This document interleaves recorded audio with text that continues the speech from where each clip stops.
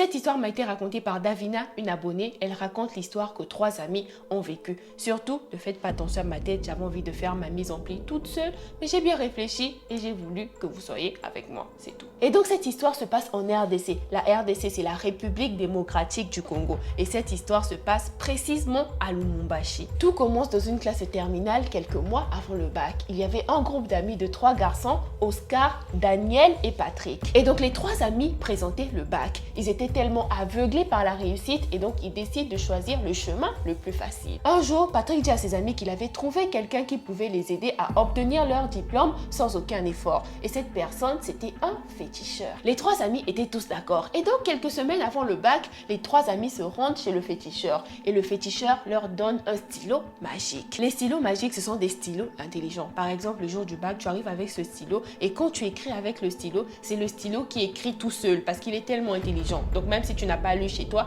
le stylo écrit à ta place. Ah, c'est mystique. Et donc le féticheur donne les stylos aux 3 petits Mukuta, mais il leur dit que s'ils veulent que les stylos fonctionnent, ils doivent aller à 0 heure dans un cimetière puis réciter des incantations. Les 3 amis étaient tellement assoiffés du bac et donc une nuit, ils vont dans un cimetière pour effectuer leur rituel. Pendant qu'ils récitaient les incantations de le cimetière, c'est là qu'ils voient un mort sortir de sa tombe. Ils ont tous pris peur et ils ont pris la fuite. Quand ils commencent à courir dans le cimetière, subitement, tout le cimetière se transforme en une très grande forêt, donc impossible de s'échapper. Ils ont couru tellement vite, mais malheureusement, ils n'ont pas pu sortir de la forêt. Il y avait juste un garçon de le groupe, Daniel, c'est lui qui a pu sortir de la forêt parce que cette nuit-là, il y avait sa mère qui était à la veille de prière et sa mère priait pour lui. Et en ce qui concerne Patrick et Oscar, ils n'ont pas pu sortir de la forêt et leur famille, jusqu'à ce jour, ne les a jamais revus. Et n'oublie pas que quand le diable donne de ce côté, il récupère de l'autre côté. Il te donne le stylo magique, mais après, toi, tu lui donnes quoi? C'est ça. J'espère que toi, tu ne fais pas ça pour avoir ton bac.